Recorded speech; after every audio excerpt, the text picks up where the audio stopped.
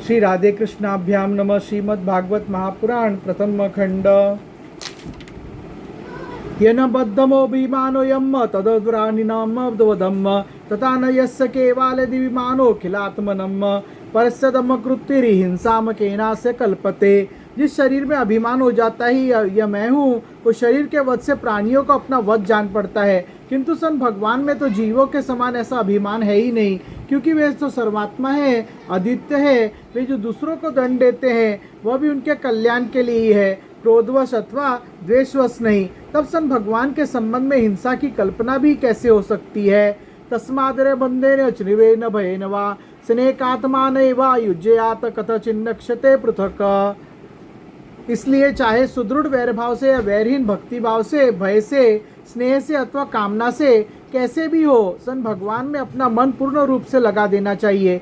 सन भगवान की दृष्टि से इन भावों में कोई भेद नहीं है। यथा वेरुबंधेन मर्तसन्नमतामियात न तथा भक्ति योगेन इतमे निश्चिताम मत्यम।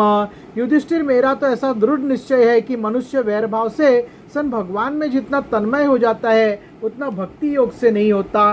कीटम पे संस्कृता रुद्धम कुड़याम तमनुस्मरणम संरभ्य योगेन विन्दते तत्स्वरूपताम। भृंगी कीड़े के लाकर भीतर पर अपनी छिद्र में बंद कर देता है और वह भय तथा उद्वेग से भृंगी का चिंतन करते करते उसके जैसा ही हो जाता है। एवं कृष्णे भगवती माया मनोज ईश्वरे वेरे न पुत्पाप नामस्त मापूर्ण चिंतया।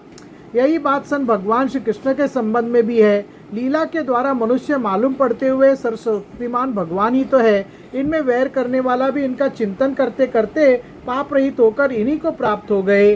कामाद देशावदयाद सेदाते अभक्तेश्वरे मनम आवेश तदगमम हित्वा बहसत गतियम गताम।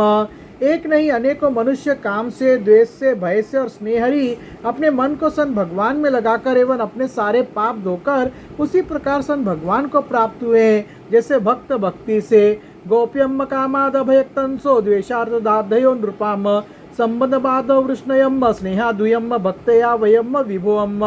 महाराज, गोपियों ने सन भगवान से मिलने के तीव्र काम अर्थात प्रेम से, कंस ने भय से, शिशुपाल, दंतवक्त्र आदि राजाओं ने द्वेष से, यदुवंशी ने परिवार के संबंध से, तुम लोगों ने स्नेह से और हम लोगों ने भक्ति भाव से अपने मन को सन भगवान में लगाया है।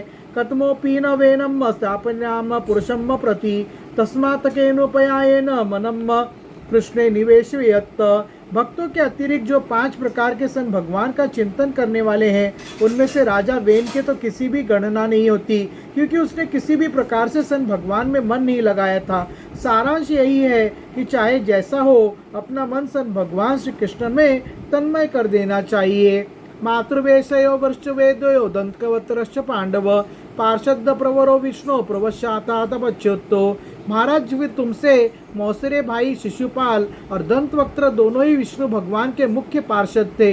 ब्राह्मणों के हिसाब से इन दोनों को अपने पद से च्युत होना पड़ा था। युधिष्ठिर उवाच कीदृशम कस्य वा शापो हरिदानसुभर्शनम श्रद्धैवाभीत हरेरिकांतिताम भव।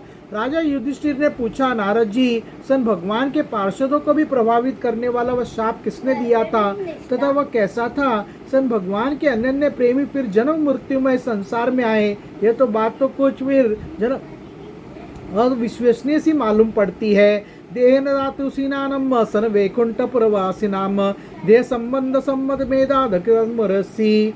वैकुंठ के रहने वाले लोग प्राकृत शरीर, इंद्रिय और प्राणों से रहित होते हैं। उनका प्राकृत शरीर से संबंध किस प्रकार हुआ, ये बात आप अवश्य सुनिए।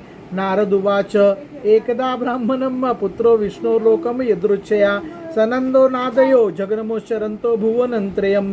नारद जी ने कहा, एक दिन ब्रह्मा के मानस पुत्र सनकादि ऋषि तीनों लोकों में स्वेच्छन विचरण करते हुए वैकुंठ में जा पहुँचे। पंचाजनार्भावम वृषमापि पूर्वजाम दिग्वासम शिशुनो मत्वा दास्तोम तान प्रसेद सुधातम। ये तो वे सबसे प्राचीन है, परंतु जान पड़ते हैं ऐसे मानो 5-6 बरस के बच्चे हो, वस्त्र भी नहीं पहनते। उन्हें साधारण बालक समझकर द्वारपालों ने उनको भीतर जाने से रोक दिया।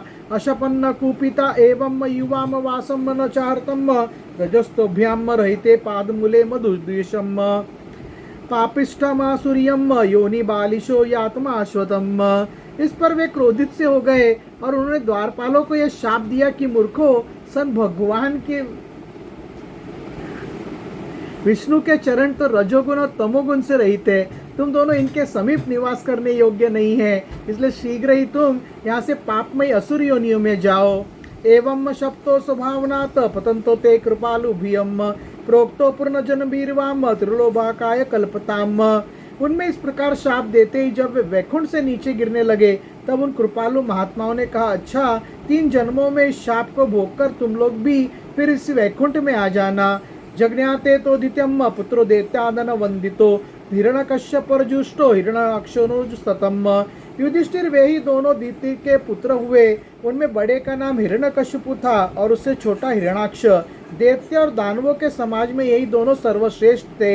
हतो हिरण्यकश्यपुराण सिंह रूपिना हिरण्याक्षो दोरोद्धारे बिभ्रता सोक्रम वपुअम।